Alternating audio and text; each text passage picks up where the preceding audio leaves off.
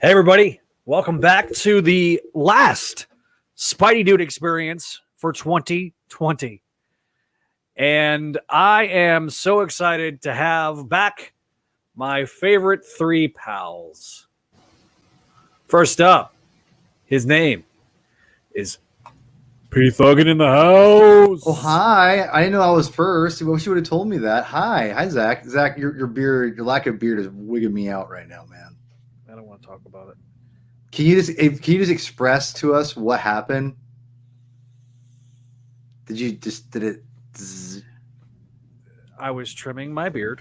Oh, okay. I've been here. And Waylon does not like the sound of the beard. Oh no! And he Waylon bumped into you. Bumped into me as I was trimming the beard, and so it went. So I had the goatee, and Sarah hated it, and so she just said shave it.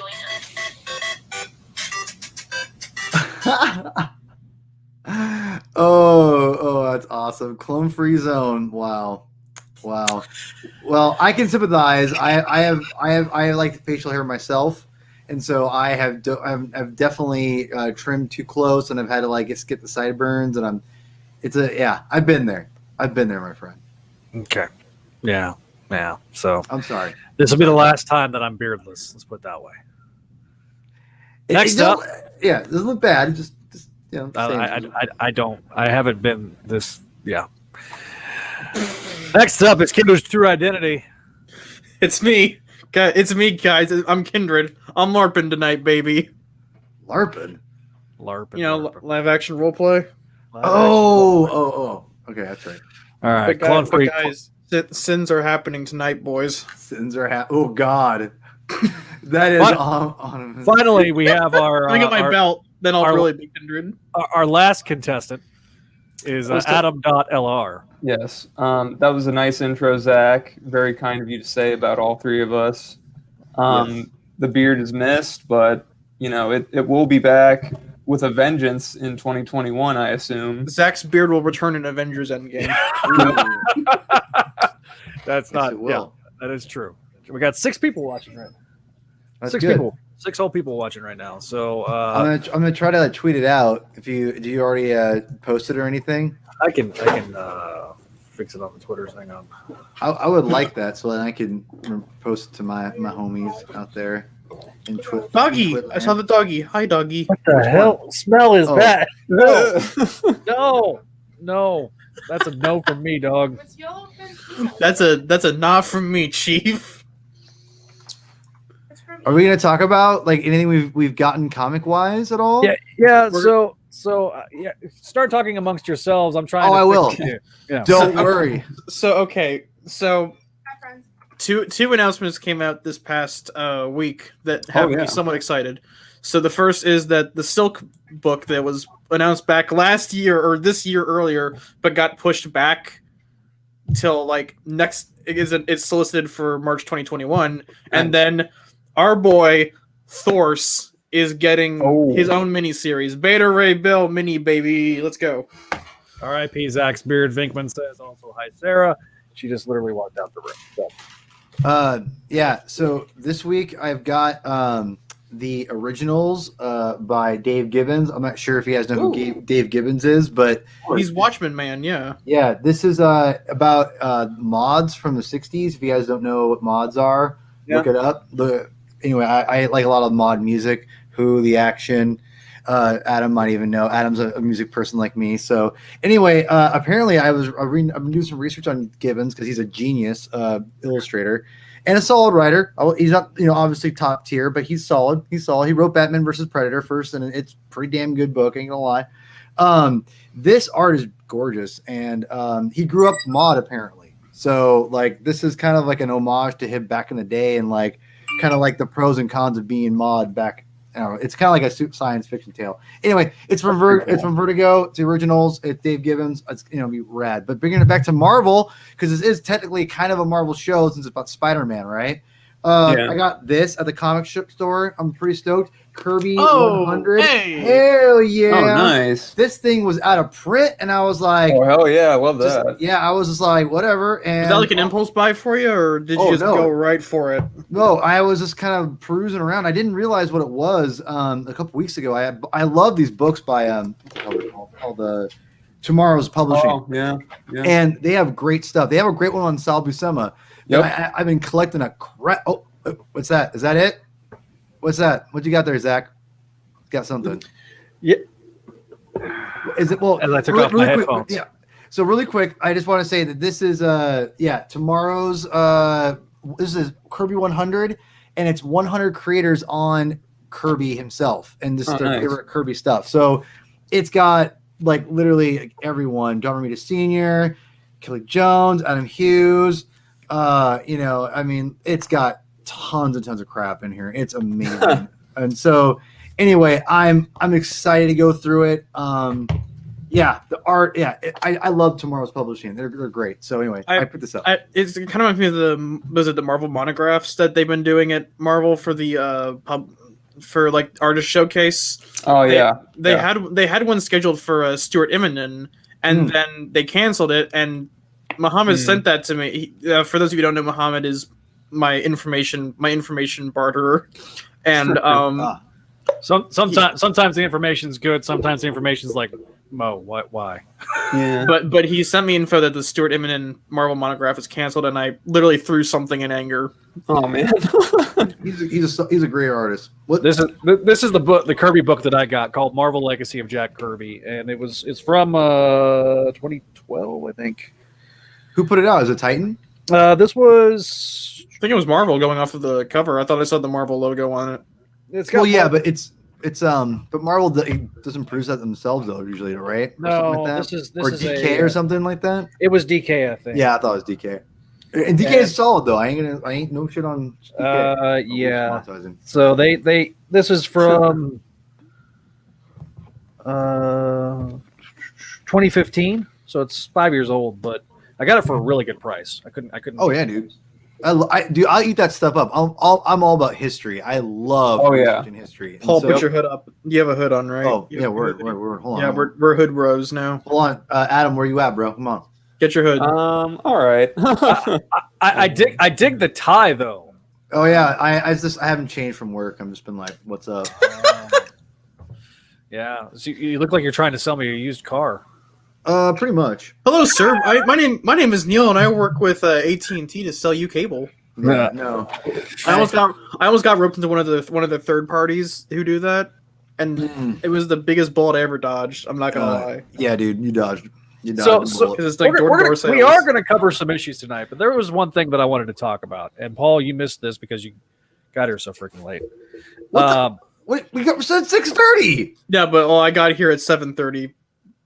Yeah, our time. I got a baby, dude. I got to spend time with my baby. Yeah. Maybe over you guys. Sorry. That's what you get for being a parent.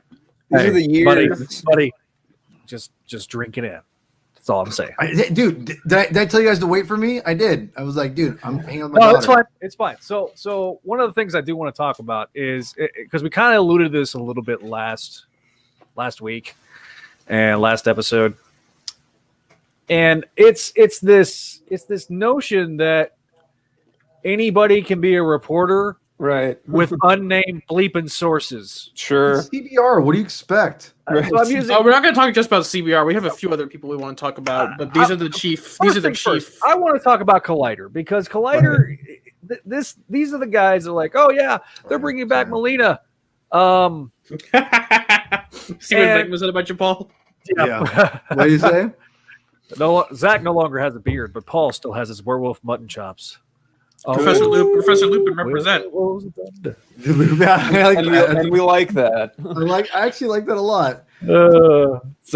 Really quick, I'm getting Emperor vibe looks from Adam here. This is like the way the hood is. I'm really impressed. I was gonna say, I look like a Star Wars character. It's me, Space Satan. All right, continue. Sorry, Zach. I'll stop. Yeah. Anyways, so basically, they're like, we take your varieties report of bringing back Alpha Melina, and we raise it that we're bringing back everybody. from the old movies. There's a lot of stuff. It can't be stopped. It's self-sustaining now, is with all these rumors. These rumors are just getting redonkulous. I'm ready for them. I don't know. I'm surprised considering how much was announced with the MCU last week, a week ago today. Naturally, we did our last broadcast on Wednesday, and so therefore we were waiting on we got seeing. some good stuff out of it. Yeah, we did. But we are going to be covering tonight 2 issues. Guys, first off, Yes. what do you think of the rumors? Do you think that there's any validity to them? I think, okay. Huge grain of salt, but anything could happen, I guess. I don't know. I gain nothing if they're true, but I lose nothing if they're true, so I don't care. And even by some miracle, if rumor monger Matt McGloin and Cosmic Book News somehow managed to get one thing right, I don't care. My thing is, like, I don't want this stuff to just be fan service for the sake of fan service. I want it to, like, mean something. Yeah. Like with I don't want it Spider-Verse. to be like Leonardo DiCaprio pointing at the TV. I want it to, like, mean something. Like I don't want it to be like Rogue One levels of self-masturbation. Where, like, if you've ever seen that Red Letter Media skit where, like, Rich Evans comes in and they just start talking about things that are in Rogue One, like X-Wings, and it's got Death Star. Yeah, like, and if you have stuff like that, off the R2 unit or whatever. That's a different skit, but it's relatively it's within the same wheelhouse of like. Yes. Zach's looking off to the side, like, what the hell are they talking about? Listen, go watch I like media, old man. I like Star Wars, but I don't like Star Wars to the level that you guys like Star Wars. I like Is there a reason you're doing your Bernie Sanders impression? I don't know why I'm doing my buddy impression, but the millionaires and billionaires. Okay, anyway. All right. Well, hold on. I haven't given my opinion on this. Here's the thing with rumors. I do think when there's smoke, there's fire. Right. Only difference is that what happened. I trust Kevin Feige is leading the charge, and he is somehow orchestrating this, because I think in my opinion, I think Sony wants to throw everything in the kitchen sink at this movie to whatever, and Kevin's probably like, hold on, we're gonna do it, because honestly, I was on last week saying the same thing. I'm all about it if they can make a fun, great, unique Spider-Man story, because here's the thing, we're not gonna be able to get this very often, and I don't want it every Spider-Man movie either, but I've already make it though. What's that? That's what they're gonna make it though. Like, the problem is that Sony doesn't learn from their mistakes. So if they make a lot of money with, like, the Spider-Verse concept, that's the problem with Spider-Man. I think nowadays is that it's become less about the character and more about the brand.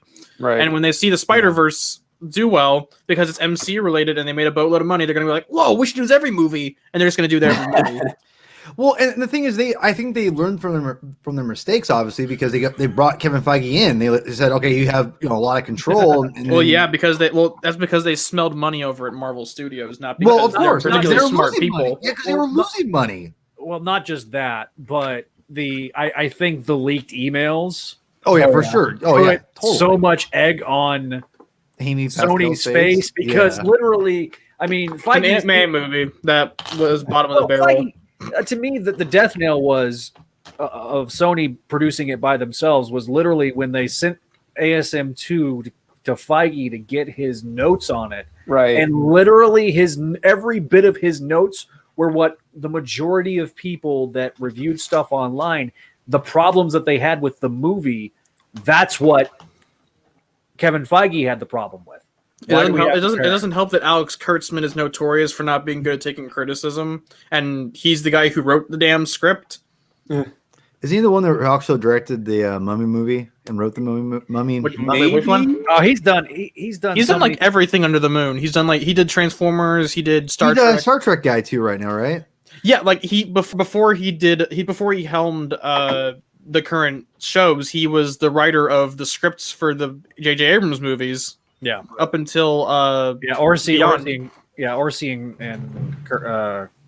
him were the two guys. They also did stuff like the TV show Scorpion. They were executive producers. They did the Hawaii 5-0 reboot. That was their last thing together, I think. But, that was. Yeah. But here's the thing, though. Like, I do think that this could be a lot of fun. I think fans. Sure. I am very much in the vein of fan service is good as long as it's good. I mean, if it's just a bunch of schlock, then it's just a schlock. I mean, My worry is that it's going to collapse on its own weight, and anybody that's expecting anything substantial from the Spider-Men, I just wish they look. I have keep your expectations simple, guys. Just Well, see, and I would have had no problem. To me, my biggest worry and concern about this film is you left on a massive cliffhanger. Yeah. How and I your dog's killing me. The dog is agreeing with everything. Yeah. But I love it. But going off of I keep comparing this Into the Spider-Verse because Into the Spider-Verse was a much better executed version of what we're hearing in rumors. Sure. But I just don't know that though. And part of what worked for me was that the story was mainly Miles, and Peter and Gwen were kind of just supporting characters, and the other three Spider heroes, Noir, Penny, and Ham, they were kind of just there for comedic effect. They didn't really have a lot of personality, but here's the thing, though, and this is what actually might benefit Sony is that the fact that the Peters literally are all so different, like in the movies. True. I mean, they are so different. I mean, which how are they? But the problem is, how are they going to translate that into the film? Like, do you want to see like Tobey Maguire like dancing down the street awkwardly, and then and then you have Andrew Garfield Spider-Man like riding a skateboard as he web swings? Well, obviously the personalities, like I said, the personalities of all three Peters are different, and I have gone on record. You probably haven't all heard this, but I think that Andrew Garfield's Peter is complete garbage. I hate that characterization of Peter, but his Spider-Man is phenomenal. Like that is, to me, that's my favorite Spider-Man, even above Holland, above Maguire. I think Maguire's just kind of like what's that? I've always said that before we got Holland, Andrew's Spider-Man was perfect. Tobey's Peter was perfect. Yeah, I'm with you 100%. Yeah. To me, the thing is that part of that I do blame on with Tobey. I blame on the direction because you go back and play those first two video games. Hello, Dougie. You go back and play those first two video games, and you can hear him make quips and jokes the games. I think that's more the script. That'd be more the script because, like in 2, there are barely any, quips.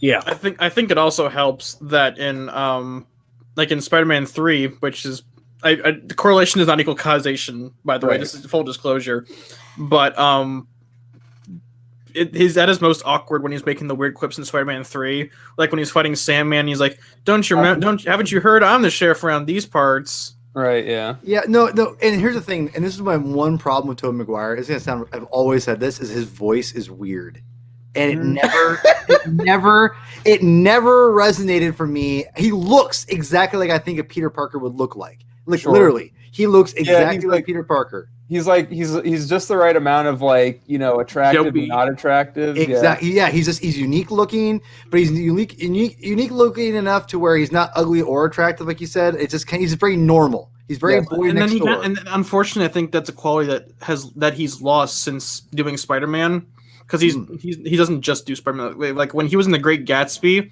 he looked completely different.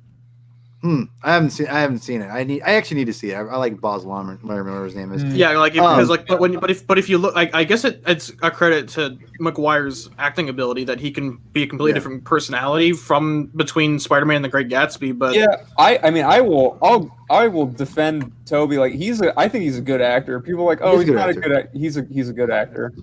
But here's the thing though with Tobey though is that his heart or his personality doesn't, in his acting range, doesn't get to Spider-Man's personality, in my opinion, because that's fair. I'd say. And the thing is with Andrew Garfield though, Andrew Garfield's a phenomenal actor. I think he's the best of all three, in my opinion. And then they underutilized him by making him skateboard. Well, absolutely, and that's the problem is they made him way too young. Oh, bye, Paul. And this his Peter is just not isn't up to what it needs to be as far as like being a little bit more normal, a little more of a wallflower. He's not. I'm sorry, Right. like he's just not a punk rock. He wasn't even remotely close to punk rock, but like he's not this like rocker or whatever kid. Like well, no, Paul. He's what the suits think punk rock is. Right. Exactly. Yes. And it baffles me because every time I watch those movies, I'm always like, God, his Spider-Man is so good. Like, okay, the scene where he's talking to this, because even the Spider-Man at first in that movie is just weird to me because he's a little bit more revengeful. Which again, he's running around in sunglasses, beating the shit out of people. Yeah. But when he talks when he's facing that guy or the car thief and he when he's coming up to the wall, like God, like the sneeze was great. Like that was like and he's like, oh, this is great. It's a kind of a funny. And in a weird way that the promise that where he makes the promise to Gwen's dad and just immediately goes back on it. I thought that was actually like pretty funny as a character. Like like it's not meant to be funny, but it's kind of hilarious when you think about it. Just like you made your you promised a dying man that you wouldn't date his daughter anymore, and you immediately go back on it. It's the complete antithesis of the end of the first Raimi movie. Right. So I mean, we all know that something's going to happen with this guy. Oh yeah. I'm that's actually one of the things I'm most excited for from the investor call is Ant-Man and the Wasp: Quantumania. Yeah. That's the thing I'm looking. That's the problem because I love Paul Rudd's Ant-Man and if how the fuck do you say her name? Evangeline Lilly, yeah. And I love her Wasp. So I like both those things. I didn't like the last movie though. I love the first one. I think the first Ant-Man's top tier Marvel film. I think it helps that the Ant-Man movies, the first one at least, lean more into being like a genre film, like a heist film. Absolutely. Sort of like a more of an not Ocean's 11, but you know what I'm thinking. Heist film. It's a heist. It's a heist. Yeah. And the second one kind of leaned more into into a generic superhero comedy movie, but I still enjoy the characters. And since Jeff Loveness, if you don't know who he is, he's the guy who wrote the 2017 Nova relaunch where Richard came back. Oh yeah. He's writing the script, and I have a lot more faith with.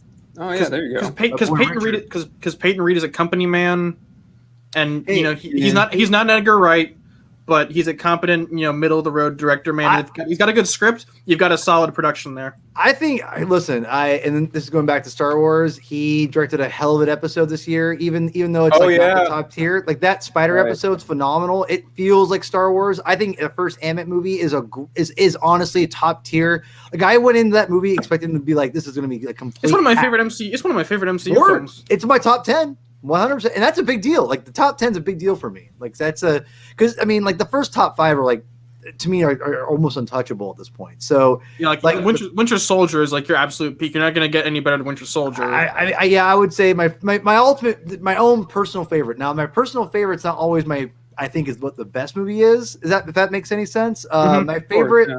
Like you got objectively well-made movies than your personal favorite, yeah. I think my personal favorite will always be the first Avengers movie. That movie blew my balls off when I watched it. Like I literally, like I was. Can we not use such like visual imagery? I do. Sorry, that's how I do it. No, I watched that movie and I was just transported, and because I was going through a real rough time in my life at the time, just really stressed out. I was constantly having anxiety problems just about my job at the time. And that was probably the first time in months that I forgot about everything is that first movie. So that movie will always be my favorite. It's just, I don't know if anything will touch it. Because the first time I see Cap and Iron Man together, that was just, I was a Marvel zombie. But I mean, I've gotten a lot of amazing things since then, but yeah. And by the way, I do have that Kang figure. I just haven't opened it yet. I have the case of the. Keep it in the box. See if it gets any speculator value on eBay. I gotta get the Joe Fixit build a figure. I gotta like build them. Oh yeah. She's out. So I also need this super steroid muscle Black Cat. That was fun. By the way, if anyone gets a cyborg Spider-Man, please let me know. I need one. Bad. I can check Target. I asked for Christmas, so if I don't get it for Christmas, please. I did get one for Christmas. I got that and Negative Zone Spidey for Christmas. I got Negative Zone Spidey. I did pick that up. So I got that. I got Kang's technically I think it's my birthday because I have my birthday. So one thing I am going to do, I know he prefers this one, is what Vinkman prefers. He just says I still prefer the earlier Marvel Legends of Black Cat. I would love this Black Cat figure if her freaking shoes were better. Yeah. Oh, it's awful. the heels will like collapse in on themselves like a black hole. It's not even that. It's that there's not enough on the back heel that she's so top heavy that she doesn't stay very well. She's very hard to pose. The one thing, like if I could replace the bottom of feet from this Black Cat, the new Black Cat on the original Black Cat, I'd be fine. But they had this kind of tinge of blue to the fur that I don't think is there. It's more of a black. So, I am going to review her next time. Probably next deal. Oh, Venkman still has the original Cyborg Spider-Man. Did you say my name, Zach? I'm sorry. I think I might have that too. I don't know. I have to check. Yeah, I just need to get the Cyborg. I need to. That's my wheelhouse. Eric Larson, baby. I love that. Eric I was talking with Zach earlier, or it was Zach and Greg, and we were talking about action figures, and I'm like, I might get that House of X Cyclops, and they're like, be careful the rabbit hole you're going down, sport. Seriously. You don't know what you've done for yourself. I don't go as hard for Marvel Legends as I do the Star Wars Black Series. For whatever reason, Star Wars is way more of a collector thing for me. Marvel was so late in the game for me as far as collecting wise of toys and things like that. But I still get the Legend stuff. And let me tell you, I spent like $150 on that box to get the Joe Fixit Build-A-Figure. I had to get Joe Fixit. That's vintage. Listen, me from the 80s. If you don't want to open your Kang up, I will send you the Joe Fixit Build-A-Figure leg. Really? Yes. You're that committed to me not opening this Kang. I mean, it's not even that. It's just I don't need the leg. It's either going to go to you. Oh, that's fair. Or just going to collect dust on the shelf. No, or it's going to go on Facebook, and I'm going to sell it on Facebook. But we are 27 minutes into this episode, and we haven't talked about let's talk about some funny man books. Are we talking about Abrams Man? By the way, I loved calling it that, Neil. That was perfect. That was Abrams Man. God, I guess if we want to do maybe someday we'll have to do all those. And, we have to. We have to do it like 1 week when we don't have an issue like an ASM issue out. We have to come out and just let's crap on Abrams Man. I haven't read it, so that'll be probably fun, I guess. I've read some of it. I've read all of it. Some of it not by choice. I skimmed the first issue, kind of. I bought the first issue, but I read the rest of the series. I had an opportunity to pick it up, and there was only one. And my comic shop owner only ordered one, and I'm like, you probably will never sell this thing. Yeah, he will. No, it's that bad. But I feel pride in getting Abrams Man into the public conscience. Abrams Man was it may be the worst comic of 2 decades. That is stop it. Zach, here's the Spider-Man comic of 2019. Here's the thing, Paul. Here's the thing, Paul. On Twitter, I made a joke that Iron Man 2020 was the worst thing this year, including COVID. And then later on, I made a joke, and then later on, I said that through the transitive property, Abrams Man topped to Iron Man 2020 as the worst. No way. Iron Man 2020 was bad as a cap to Slott's Iron Man, but Abrams Man is it's an entirely different ballpark, and it's issue 5, which took a year almost to come out. From more than a year. Yeah, I think it took a while. Over a year, almost 18 months to get the final issue out. The script, Sarah Bocelli's art So good. Not- Her art is. No, it's. What are you talking about, that Paul? miniseries- That's I like it. I like the art when I ran. Right. I only read the first 2 issues. Now, granted, I only read the first 2 issues. Listen, I've liked I like her Sarah art. Shelley's art Yeah. on everything else, but Fantastic Four was bad though. Is it she Fantastic Four, right? Didn't she do a couple issues of that? I Yeah, think it was- she might have done which- a couple. of which yeah. Fantastic Four was Slot, right? See, I haven't seen those. I'm only judging her. She did the based first on- 2 issues, and then she just vanished. Yeah. Caselli took over for. which I'm always down for Caselli. Like that's the one United. thing. He's one of the reasons I'm picking up Marauders right now is that his art slaps. So, Nice. nevertheless, we're here to review a couple of issues, but we are going to talk eventually, I'm sure, about Abrams Man because honestly, it was the worst Spider-Man miniseries in a very long time. Is it? Like, Is it? Kit Craven level of bad. Here's a good question. If we really want to get controversial, is it worse than One More Day? Because I know that's putting people between a rock and a hard place. Because people want to say One More Day is the worst.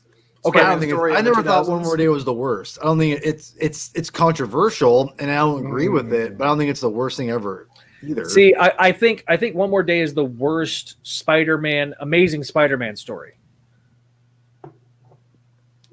Abrams terms Man is the of- worst Spider-Man Abra- story. Well, no, I would put Abrams Man as top 3 worst miniseries, Spider-Man miniseries of all time. I was about to say Marvel miniseries because you got to fight a bunch of things for Spider-Man that. mini. You got to Look, fight U.S. War Machine 2.0 for that. Listen. I mean, we could sit there and talk down on the Venom miniseries from the '90s, but I mean, they all had Those middle. are charm. Those have a We'll, charm. we'll they invite do have a Tyler charm. on to fight about those. But like, at the end of the day, I think, I mean, Paul, I don't know if you were reading comics during the Get Craven era, Ron Zimmerman level of bad, but I hate it for Henry Abrams for the only sense of the fact that I think it would have benefited him more to write indie comics and not jump Mhm. first. Yep. And so a lot of people's perception is painted by the fact that it was pure nepotism that got him the gig. Yes. But the problem is that it also created such high expectations because everybody saw J.J. Abrams, and having somebody like that, big Hollywood bigwig, after the success you saw with people like Straczynski and Joss Whedon writing comics. So the bar is so high that when you add the Abrams duo in, you're expecting a level of quality. Unfortunately, especially in issue 5 felt like a fanfic. More so than the previous 4, and it just reaffirmed my dislike of the previous 4. It didn't do anything to validate. Right. And there's some questionable decisions. The problem is the premise is so been Generic? done. Yeah. Generic. I'll agree with that. We already have a Benjamin Parker, a young Benjamin Parker, out in the multiverse. A good one.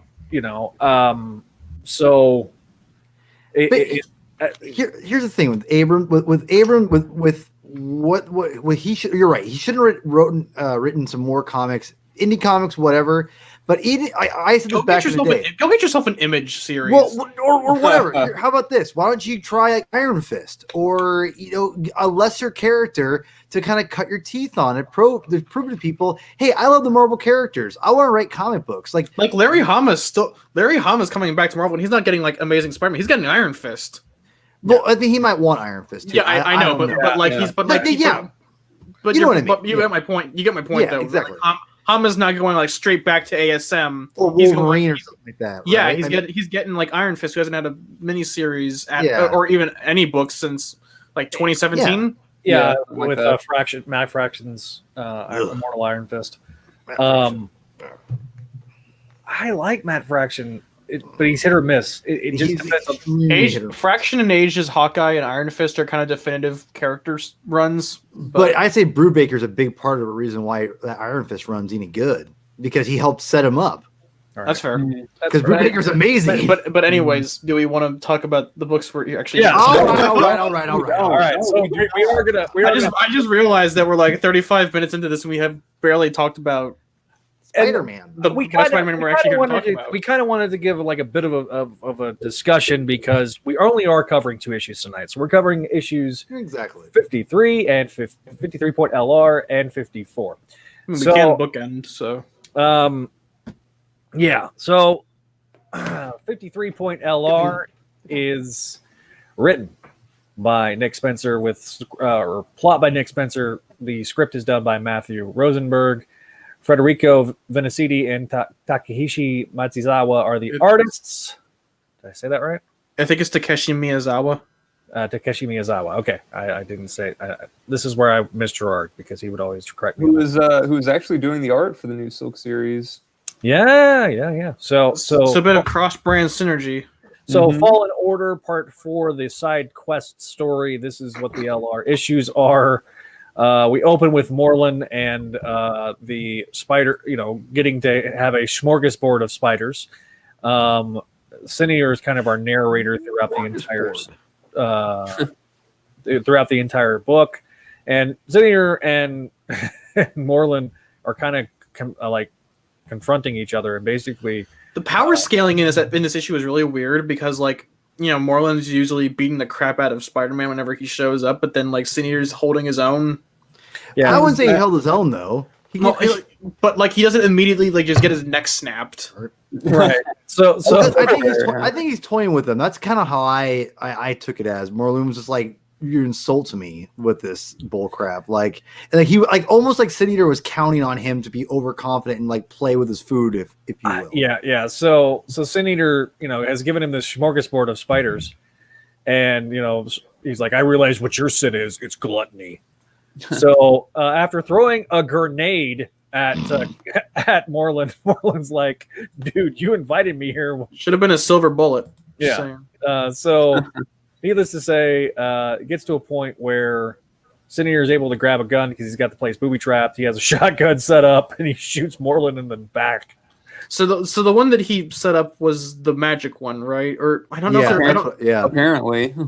And the other one was a decoy, I think. Well, I thought the power came from him himself, so it didn't matter what gun he also. I just assumed that the power was linked to the shotgun because the shotgun's what captured the energy. Good point. I didn't know. I mean, either one. I honestly, because I thought the same thing, but I'm like, wait, but didn't he have? I was confused too. So yeah, I'm with. Sin Eater has the power. Yeah. So needless to say, we're back in the astral plane with the Order of the Spider and Doctor Strange. They're kind of going through what should be Peter Parker's astral plane.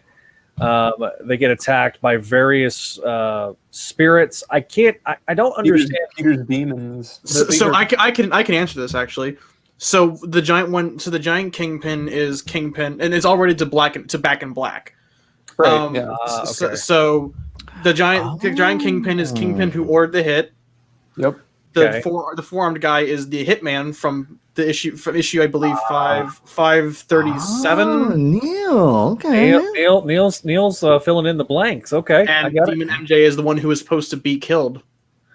Yes. Oh. So and also there's this bit where there's this fight obviously with the big Kingpin and the would-be assassin, and then we have Mary Jane stepping out of the shadows saying the answer is yes. The answer is yes. And if you know your One More Day, your very specific lines from One More Day, you'll know this. So so it's a Demon MJ fighting, and the portal is slowly but surely closing back to the parts unknown. Doctor Strange is fighting off Demon MJ. Meanwhile, the Order of the Spider jumps through the portal, and they show back up at the graveyard.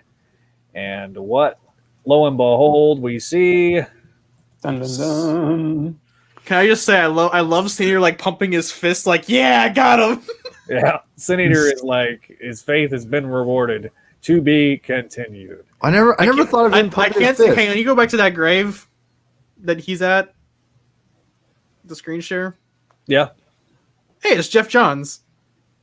Oh no. Oh no! When I read that, I thought it said Jeff, and I'm like, hey, it's Jeff Johns. It's his career after 3 Jokers. Oh no! Oh, Wait, oh my! are you ripping on 3 Jokers? Oh. Yes. Dude, you are so wrong. You are wrong. You are All right. 100% wrong. That leads us to the next issue 54. Here we go. I can't believe Can I just say this God tier Gleason cover, and then you got Bagley on the inside. Not that I hate Bagley, but you got like an entirely different ballpark of writers here or I artists. don't know. There's some similarities between the two styles of art. I think. Well, the thing is, the problem with this is the cover is just filler. Yeah. the cover doesn't mean anything. This cover is maybe you guys see that's the thing. Maybe you guys are right. Like it was supposed to be just one issue because like that cover is total filler. I'm with you on that one. Man. I honestly think that they didn't want to do a cover like a story cover because they didn't want to. Awesome. Yeah, that is Spoil possible. anything. So Awesome. I mean, hey, I'm still sticking with my conspiracy theory that they said that they had to split it into 2 issues when it was supposed to be just one. so anyway, we got Mark Bagley and Last Remains part 3. His inker got way better though. Yeah, But so we got, His art's good in this, I think. Yeah. John Dell is the inker on this one. Mark Bagley is the penciler.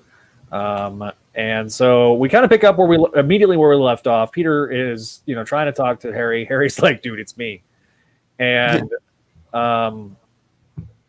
Harry's trying to stop him from doing something. So needless to say, there's a big fight between Peter and Kindred.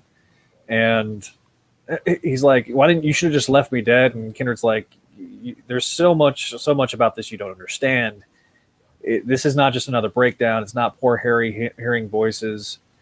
I'm no longer chasing the demons. I am the demon, and I'm going to show you what hell looks like. So it's the What was that? I will get into it later, but I think it's obviously what I've been saying that I don't think it's Harry. I don't think it's pure Harry here. Do you think it's Soltron? You say Soltron? Yeah, it's been one of my prevailing theories on Kindred up until the reveal that it was Harry. That it's like an amalgamation of all these different personalities, and that Harry's just like Harry forms. He's the the host. He's the host. Like he's like Keith. His I formed the head. I think there's this is a deep cut for all you comic book nerds out there. Have any of you guys read Savage Dragon? Zach, you might have. But I've read a couple issues, but not a whole lot. Unfortunately, I've read recent Savage Dragon. The old stuff's the best stuff. I grew up on that. Eric Larson, I've always loved Eric Larson. So there's a character in Savage Dragon called the Fiend, and what it feeds off of hatred off the Savage Dragon, like people who hate Savage Dragon, and the more hatred for the Savage Dragon, the more powerful the character is, and then the Fiend eventually gets a hold of this ex-girlfriend or whatever of Savage Dragon's mom's. She died. Her daughter died at his house because someone was gunning for him and killed her instead by accident. And anyway, the Fiend essentially becomes his ultimate powerful being because the hatred is fueling it completely from Savage Dragon or whatever. I immediately got that vibe from Kindred eventually. When you kind of talked about it, actually, Neil, I was like, yeah, that's kind of what I was thinking. It was this demon is Harry has a hatred for Spider-Man there still, and he's just feeding into it. And I think I still think that's where we're going with this. And what I'm intrigued is the fallout from this will be, where was this hatred this whole time for Spider-Man and Peter that Harry's been pushing back into himself, going back to I think suppressing all those things from back in the day, like the original Green Goblin stuff from the Len Wein and all that. So there's a lot of really good psychological stuff you could do with that, and I'm really excited about that. So that when I keep hearing that I am the demon, you haven't seen hell. Harry's never been to hell, so I just don't see. Do we know that though? Well, I mean, we don't know right now, but I don't think so. So anyway, getting back to just to finish this recap up real quick. You got one panel left. Come on. So basically, Kindred. We've been talking about these. We've been talking about both of these issues for a collective 10 minutes. Yeah. So Kindred kills Peter multiple times. He gives him the Ben Reilly treatment. He does. He does give him the Ben 27 treatment. And like he keeps having flashbacks to the coffee bean. And at one point, which I thought was a really clever touch, was these Nightfall. No, I thought that too. I thought the same thing. Yeah, that was a total homage. But that one, that's what I thought you were talking about. Yeah, that's to me. I thought that was very clever. Of course, there's the Nightfall panel. I totally is an homage to Nightfall. You know it is. Yeah. So can I just say one of the few problems I have with this issue art wise is that Bagley defaults back to like the Ultimate Universe looks for the characters. I agree with you. Neil. Well, especially the last page. I'm sorry. So needless to say, the Hall of Mirrors that Kindred's been looking down for this whole entire time in this mausoleum, basically this is where Kindred's starting to reveal his master plan, and he's like, now you're going to see what it does to them in turn. I'm sure you're going to want to blame me, Pete, but search your soul. All I did was bring back Sin Eater. You were the one that couldn't let it stand.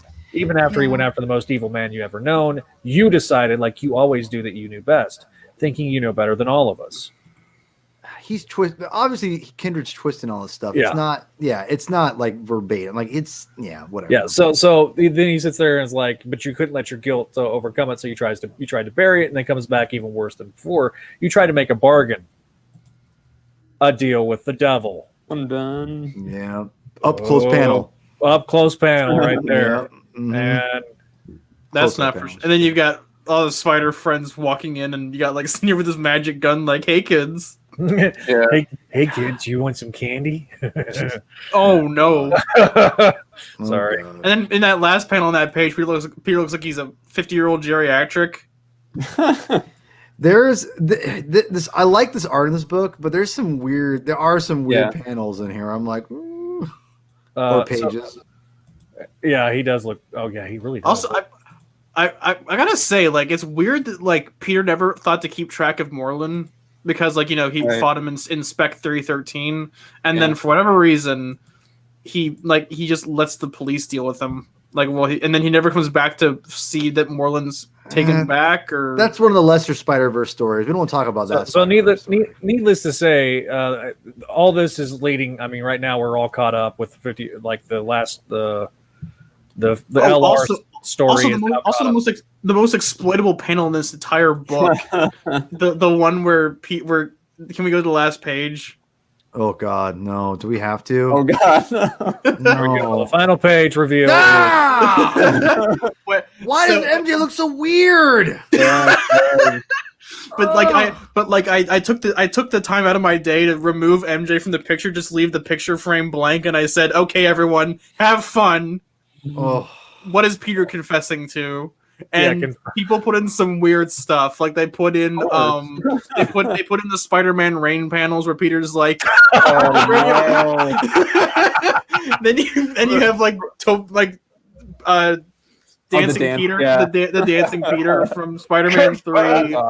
That's awesome. Obviously, clearly, this is it. This is what we originally thought with 54 confirms. Okay, round the horn. Let's give a quick grade, and then we're gonna just dive into the discussion.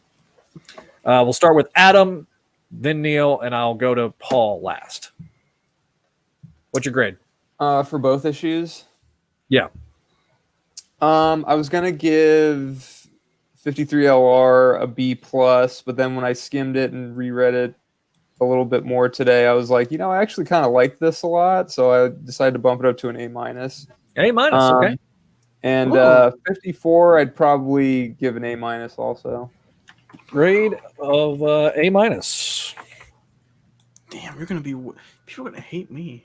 Yeah. No change there. All right. Neil, what's your I'm just kidding. I love you, Neil. But you know what that's from? Do you know what that's from? Jack Black's Spider-Man, where he's like, my hands, they're all sticky and hairy. No change there. I love that line. Sorry. From the MTV thing, yeah. Yeah, exactly. It's so good. Look, Zach's dead. We've killed him. All right, guys. This is now a Thor podcast. All right. Thor. All right. I just thought of Thor on top of my head. Great. So for 54 or 53, I'm giving it a B, and then 54, I'd give anywhere between a C plus and a B. Okay, C plus. And I could probably like be argued into giving 54 a B plus, but Okay, so Paul, great. Wow. B's, straight B's across the board, baby. B and B. All right, grade B and grade B. Air- All right, for me, Airbnb. Yeah, exactly. I like that. I'm giving both an A minus. There you go. I don't Yeah.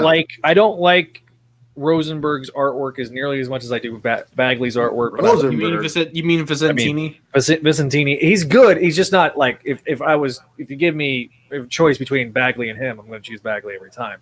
But Well, Bagley, great artwork. I love the cover.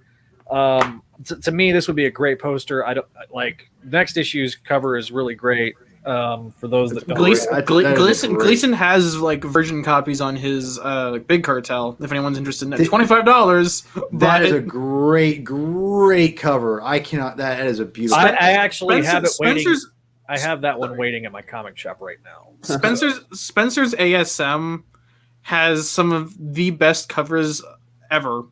I'd argue, they're pretty good. or at least some definitive ones. Yeah, they're a lot more creative and a lot more thought like put into it, whether it be for fun or serious or whatever. Than I think than Spider-Man's slot run for a long time. Because the covers for Slots Run just kind of said, "Here's what's in the issue." Yeah, which I don't think there's nothing wrong with that necessarily, but I like the creativeness that they've gone this extra mile here. Like there's imagery in there that if you think about it hard enough, hey, it's there. Yeah, exactly. So I should probably explain why I'm being so mean to Spencer. And honestly, it's I don't even hate it. It's just like fine. Like I don't think I've ever given Spencer like anything lower than a C. So which I've given Slot multiple Fs on issues, which I know Paul and I will eternally battle forever on the field of existence for. We will battle eternally on the astral plane. Yeah, but likely we have a lot of battles, Neil, but that's fine. I still love you. Likely that's what we're gonna. Those two issues are. But for me, 54 kind of felt like it was dragging the plot out. Like I said, I still maintain my conspiracy theory that 53 was supposed to be just one issue. Yeah, and then they divided into two issues, 54, and that's why it felt so dragged out. Yeah, because honestly, both of these issues. Not a whole lot happens aside. Like there's a prolonged fight scene, which we needed, I think, considering the stakes. Right. Yeah. But it just didn't feel like the plot was advanced in any meaningful way. Like Kindred's like, "Oh, Peter, there's this thing I want to show you. I'm gonna do things with you," and they never really does anything aside from just kill Peter again and again. And it would have helped if we saw like what Peter was feeling when he died. But it just felt it didn't. And this is also a complaint I share with the LR issues that is that they're balancing so many different plot lines that it feels like nothing's really happening. Like we're just now getting Sin Eater popping up in the graveyard and the Spider Family's there too, I guess. What I liked about the LR issue is it felt to me like I've been thinking of it in this way, like action and introspection kind of like come together to move the plot along for at least the LR issues. So like, you have Sin Eater making his big move, taking on Moreland, and he beats Moreland, and now he's gonna finally fight the Spider Squad. And then you have like they're in the astral plane with Doctor Strange, and they're seeing like Peter's demons, and it's like, okay, well, what the hell is going on here? And Doctor Strange is like, he's a badass, and he's like, I think I know what's happening here, and we're getting like more, one more day hints, and it just seems like it's kind of culminating a little bit. That was why I liked the LR one at least. I think that was my favorite of the bunch of those so far, and I liked Miyazawa's art a lot in that one. And 54, I think I see what you mean by like 54 definitely feels like part 2 of 53. Mm-hmm. But I think the art is good, and I'm hoping that this is going to. I'm hoping that this is like it's going to just call that it's going to explode in 55, and 55 is going to it's going to make this worth it. You know? Here's my problem though, is that in the first half of this arc, like 50 to 52, has been great. I think it excelled in its pacing, but like with 53, you ground to a halt, so you could recreate the back half of ASM 545. Yeah, and it doesn't feel like it's picked up the pace significantly enough that when we get to 55, we'll have enough time to meaningfully wrap up the story. I do think that there was some deliberate need to kind of bring those parallels, because I think it's going to be important, and I think people need that reminder. I think. Right, and I think that's what this is trying to do with the continuation of the hints in this issue, and especially the LR issue. I think we've now are starting to tie everything together, and it's starting to really the re-ramping up of the story is going to be bam, because we've already established that I think 55 is supposed to be. That's supposed to be it. I'm not going to be the normal issue. You know, it is, and 56 too. I wouldn't be surprised if 56 has 56 is probably going to be the Fallout. Yeah, the Fallout issue. And I should point out that I'm probably being a little harsh on it I recognize this is something that happened with Slot's run a lot, and Paul, you disagree on this, but Slot's endings were very sloppy because he spent so much time ramping up the stakes, and then when it came to deliver the conclusion, there wasn't enough time to meaningfully wrap them up. I think that's fair. I think it's a fair criticism for a number of his stories, but not all of his stories. That's just my opinion. I think that's more of just a common problem for Slot, not for every story. Like it is in his big time era, he was much better about this, but you can tell in Clone Conspiracy there was a meaningful. There was there was so much build up to issue 4 that when issue 5 hit, we suddenly had no time to do anything. It was just so hastily wrapped up, and that's what I'm terrified is going to happen in this book. Right? This is where the stakes so high with this. Yeah. Well, see, and I think where I think your criticism is valid here, Neil, because yes, in a sense to where he's definitely playing off a lot of what he came off of the previous issue. And I remember thinking kind of along your lines too, when I read it the first time, it just seemed like there was more of the same. When I reread it today, but I still liked it. I remember saying I still liked it. It was just kind of, I see that. That's a fair point. You could have just put them together. And that could have been sent for a lot of issues back for the Hunted arc, right? So, I mean, but again, I still love that stuff, and I like most of it. So, besides that arcade stuff, but anyway, though with this issue in particular, I'm buying you that Marvel Legend, and I'm shipping that to you just to troll you. I will shit on it, literally. Oh no! I will put me just doing a big diarrhea dump right on. Anyway, and I don't want to sound like I'm being really and I know I'm focusing heavily on the flaws of these issues but I recognize that they're doing a lot of things that I really like they're hinting at Black and Black with the symbolism of the demons and I didn't know. That's awesome. I think that's awesome. Seriously. Yeah, but I do want to point out this could retroactively hurt the book going forward, because if you spend so much time building up and then we have to wrap up in a single issue, and granted this upcoming issue is bigger than the others, it's 36 pages I think, compared to the usual 28.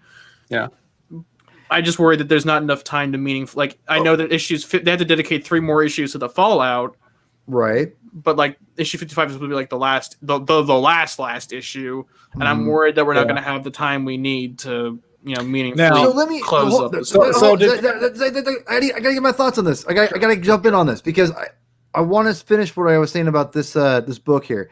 I think it's important that for me that Nick spent a lot of time on what Kindred's power level can be, right? And the fact that he can revive Spider-Man. You wanna see my power level? Huh? Yeah, right. And the thing is, but here's the thing though. I think you also have to play out the fact that Peter is also bringing up some things of how he feels about Harry as well. The fact that he said some pretty harsh stuff to Harry here. I mean, right? Yeah, I did really like that where Peter where he's trying to talk Harry down, and when Harry's clearly not giving up, he immediately gets pissed off and pulls on his mask and goes. But doesn't pull on the mask, but he goes into full on.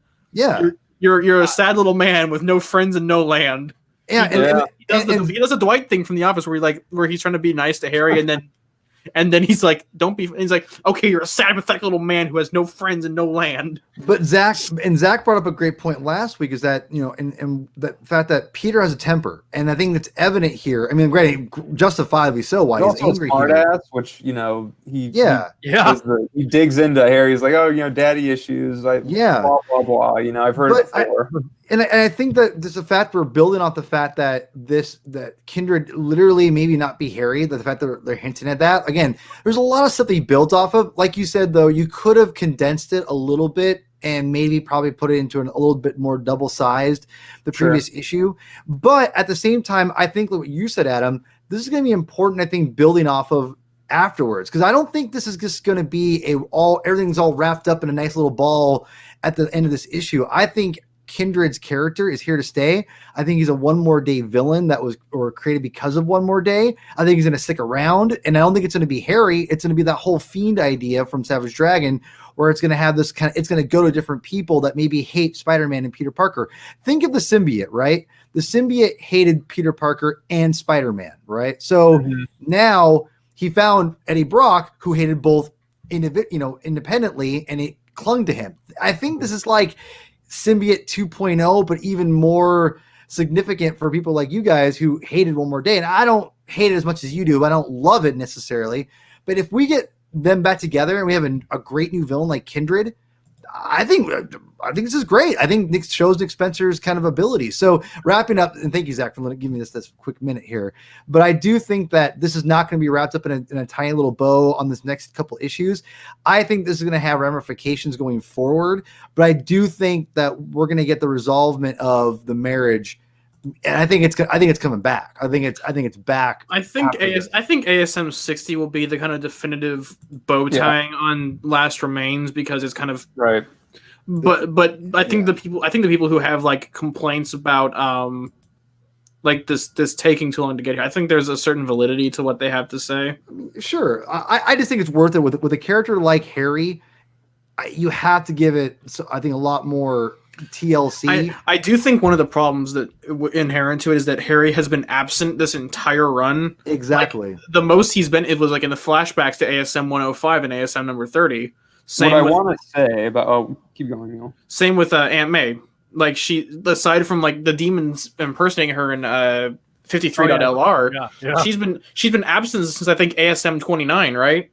Yeah, and so I was gonna kind of dovetail off of what you were saying, Paul. Okay, so here's the preview from previews. Last Remains concludes. It ends will make you look at Spider-Man differently. It'll make Peter look at himself differently. If you thought the build-up to Kindred was intense, the fallout from Kindred is even more devastating. And then you jump over to the very next issue. Last Remains takes its toll. But look at this. It's a $4.99 book as opposed to okay, can I be real here? How many pages is this? Is it like, because like ASM 55 is like $3.99 and it's got more pages. So we're gonna justify $4.99. So I honestly think that we're gonna get the Harry story that we haven't gotten yet. Yeah, I honestly think that's going to be the backstory. That's going to be the issue where we get the full story. Why is Norman Osborn and Kingpin working? Well, that could be. Who knows? That could actually be Harry.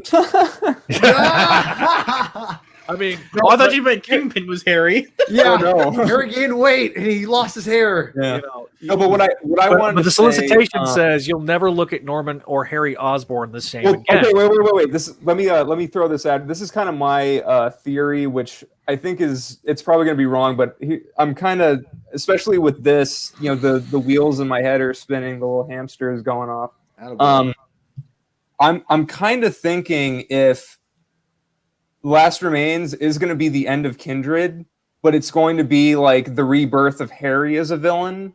So we're not going to have Kindred anymore, but we're going to have Harry doing like what he did in DeMatteis's Spectacular Run and what Norman was doing. Like constantly lingering as a threat towards Peter, but not doing anything. And like how Norman was a threat too in DeMatteis's later 90s second spec run.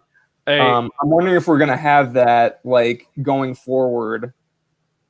that's gonna be a topic for a future show. So I think I'm being a little over exaggerated, but I do think the $4.99 price tag is a little aggravating because we just had the $10 number 49 and then the $6 3 months later we gotta pay $4.99 for. So I mean, and also, how much you want to bet it's not going to be just Bagley? There's going to be a bunch of fill-in artists. Oh, I hope not. Listen, I want if anybody can do a double-sized issue himself, it's Bagley. I know, but like, I mean, he's got 3 issues coming out that month, though. He's got ASM Bagley, 56, 57, and 58, and then he's doing 59 and number 60. So give the man a break. I know he's like Marvel's signature workhorse. But please, remember when Ryan Stegman broke his fingers and then Uncanny Avengers looked like hot garbage for the first 5 months? Does no one else remember this? I do. I didn't read Uncanny Avengers after Cassaday left. I just remember I remember the complaints. People were like, "What happened to Stegman's art?" And then he later explained that, like he screwed up his hand because they were overworking him. I assume. So, honestly, we wanted to like 50. I mean, here's 57 solicitation continues to pick up the pieces and try to put his life together, but many of the gathering storms are swirling more and more violently. We want to tell you more, but it would spoil so much of Last Remains. Real quick, is it wrong of me to think of Sins Rising and Last Remains as like just the same arc but with different titles? No, it's not. You're not wrong. I think you're exactly on the money. And that's part of one of my problems is that this arc has just gone on for so long. If we include the bookends. Yeah, but I like this because we've gotten a lot of developing, I think, in my opinion, of Aunt May, where she's going in Tom Taylor's now canceled series, and then we've gotten a lot of stuff with Nick Spencer developing Mary Jane in her own series and during this series. So I feel that there's a lot already established that I don't need to know what's going on with Aunt May because I want to know about Spider-Man. I think he's been developing this. Now, granted, I realize I might be being a bit cruel because of like how judgmental I'm being before the books have even come out. But like, it might just be like, let's do something different. We've been doing the Kindred Shuffle for close to. Hang on, how long has it been since these issues were solicited? 2 years. Oh well, not like the Sins Rising arc because the Prelude was solicited in March. It's been several months. Yeah, it's with the pandemic. This was supposed to be this big summer story. I think we're all kind of impatient and that's not necessarily a bad thing. But we're all kind of like we're sort of. We've been waiting for with the addition of those 2 or 3 months we didn't have any books coming out. Right. Yeah. It adds to that mounting pressure. It felt like year 1 was building towards Hunted, and we get to Hunted, and it has the climax of ending the year 1. This was supposed to be the big blowout for year 2. We're supposed to be getting into year 3 now. Would have been getting into year 3. Right now of Spencer's run. So now it's kind of one of those situations where we're kind of like, okay, where can we move forward with this? So I think it's going to be very interesting. Our next episode likely, it's not confirmed, but we're likely will come out the day that 55 or 56 comes out, because 56 comes out the first week of January. I'm hoping to be back covering Spider stuff. We're going to take a couple weeks off. I am going to be out of town. Going to be seeing my daughter and doing that stuff. I will see the guy. Diagonal Man. Diagonal Man. I'll see that guy. That guy.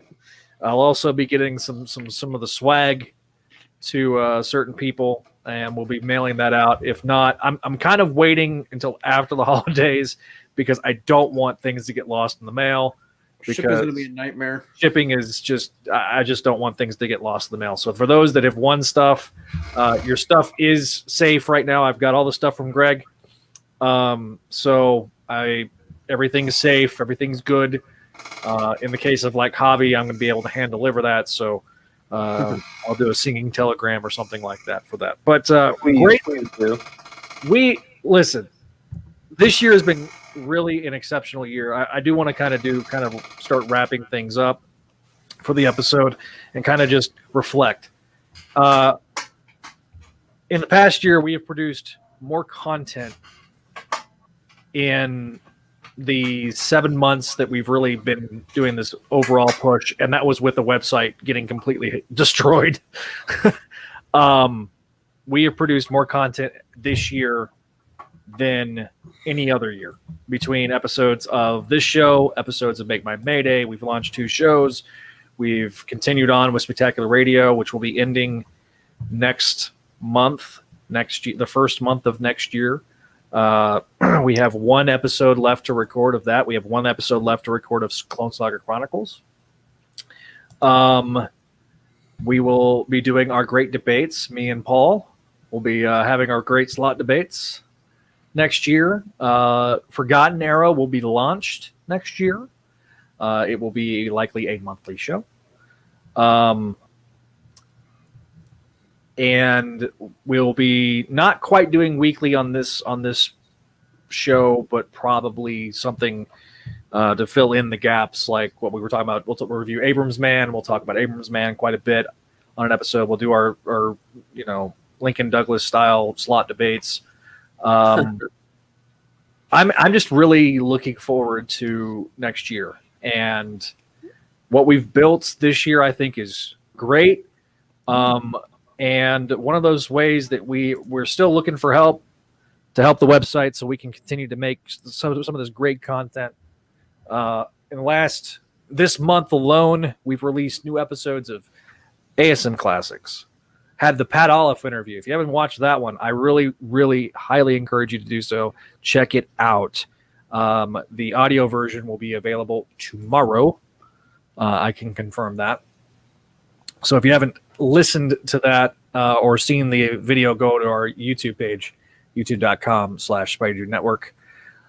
Of course, the way you can help us, one of the biggest ways, and we've launched this also this year, is our Patreon. Patreon.com/Spideydude Network. That is our Patreon right now. We got 1 patron, and I want to thank Vinkman for being our first patron. Neil, your chair is creaking later, guys. I have a merry, marvelous Christmas. Oh man, I was just mentioning you, Vinkman, and you're gone. I'm sorry, my chair is creaking. It's a container store chair. Buddy, WD-40 is your friend. Just saying. It does take care of squeaks.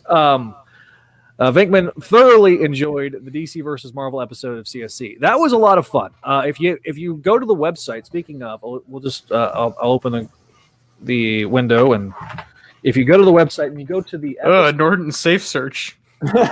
Yeah, I know. I have Norton. I'm one of those. We're just gonna shame Zach all Get night. malware bites, you fool. Right. I got it because they combined with LifeLock, and I'm a big fan of LifeLock. But CSC episode 75, DC versus Marvel. It's a crossover episode with myself, Michael Bailey, from Views from the Long Box. Yay! Shag Matthews. Yay, Shag!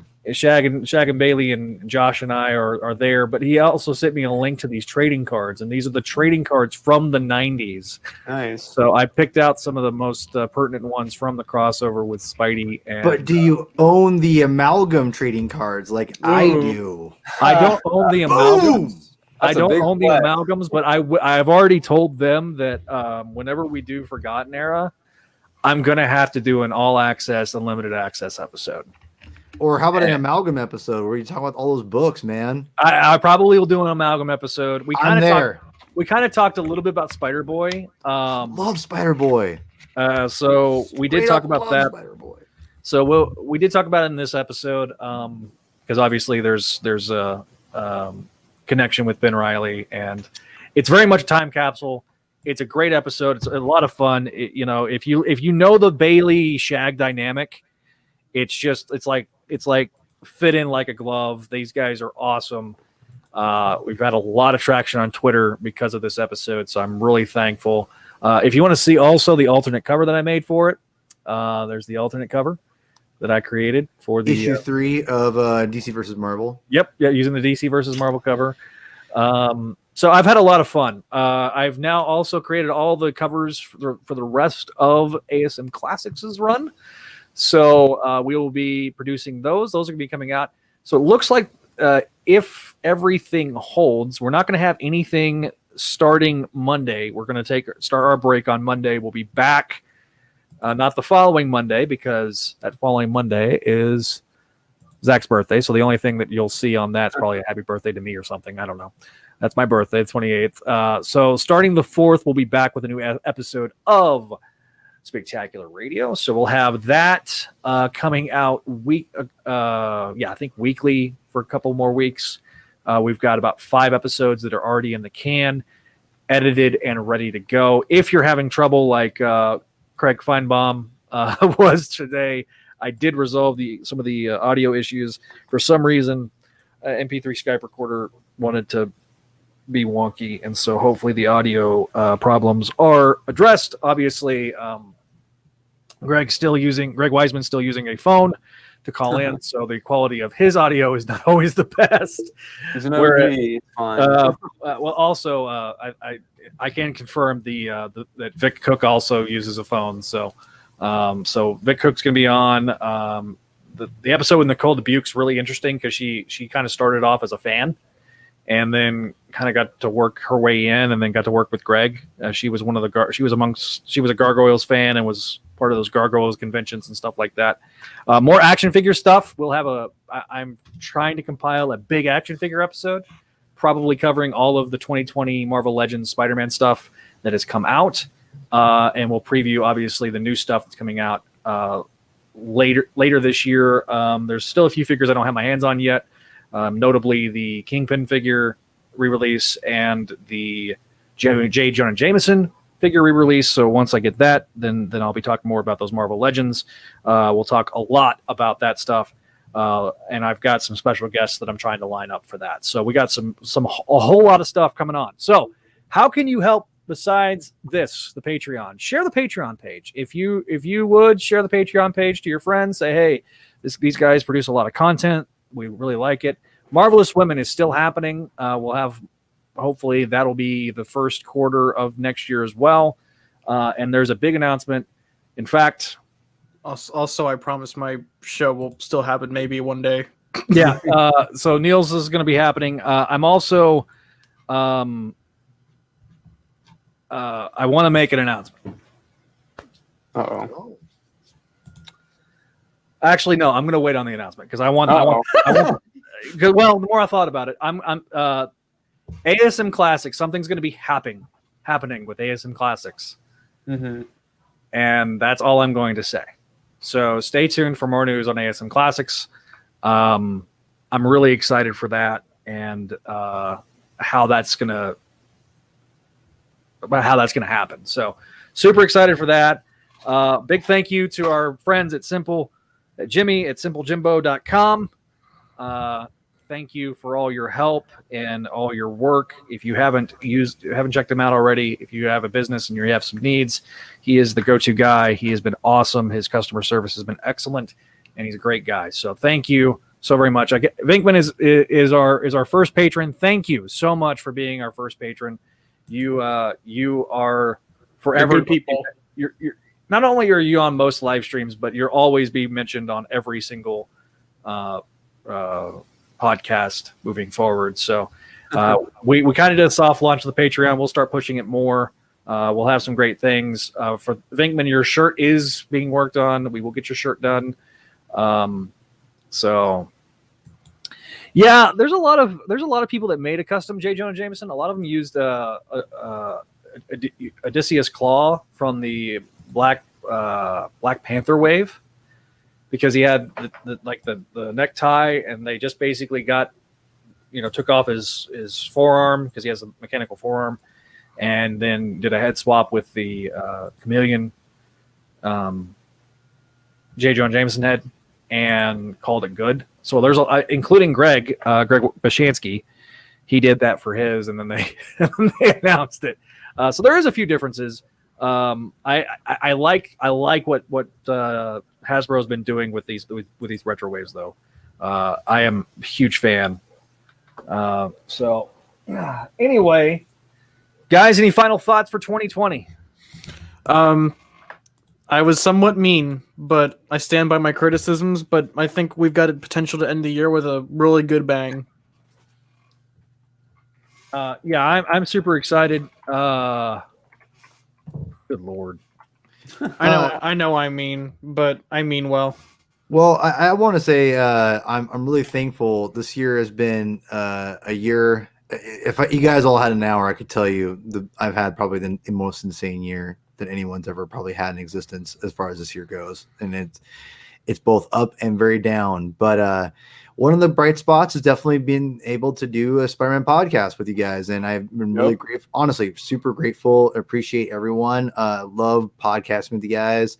Even you, Neil. Just kidding. You know I love you. No, but no. I'm in all seriousness. I really appreciate Neil and all you do too, man. Like I love because here's the thing. I love when people have different opinions, and I love debating and I love discussing and. I really appreciate just being able to talk Spider-Man and with a bunch of people who are passionate about Spider-Man because, you know, it feels like I feel like there's just a lot of there's not a lot of us out there as far as who want to just talk and have open conversation.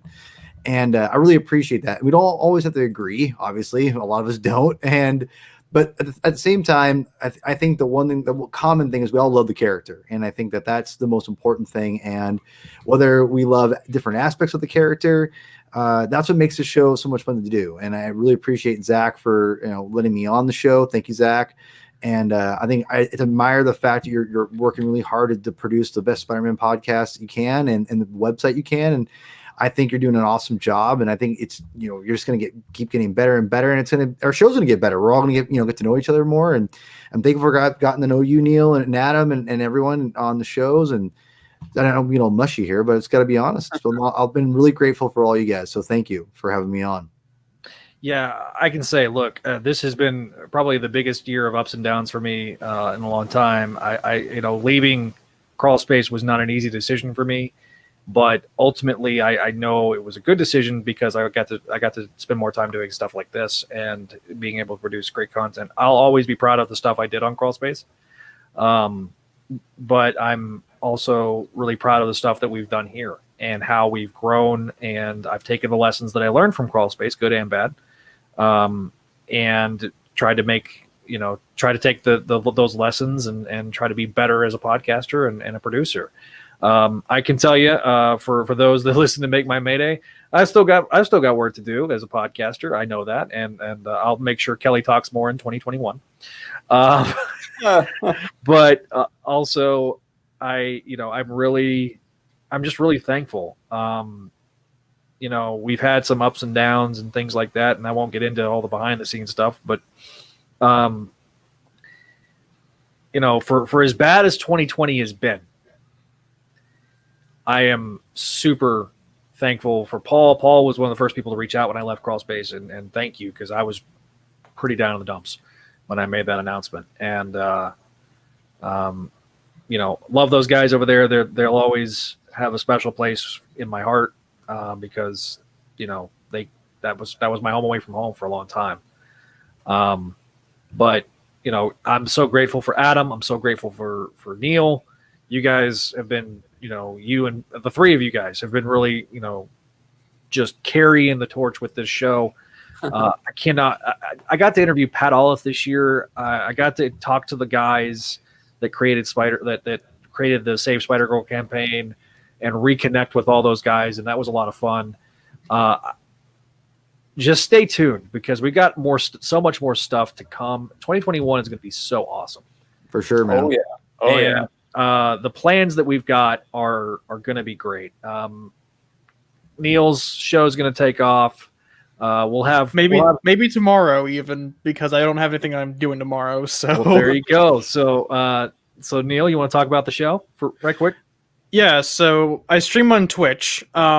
You can follow. I don't know where to put my link, but I'll send it to Zach and he can put it on. Yeah, just PM it to me in the private chat and I'll put it on there. But right now I'm starting a show called the Bogenrieder Variety Hour, and it basically is where I take all my polls from either my shop or what I get on Comixology, and I just talk about my polls of the week. It's not specifically Spider-Man, but we talk about just whatever I feel like talking about, and I think that's what makes us somewhat unique in its execution.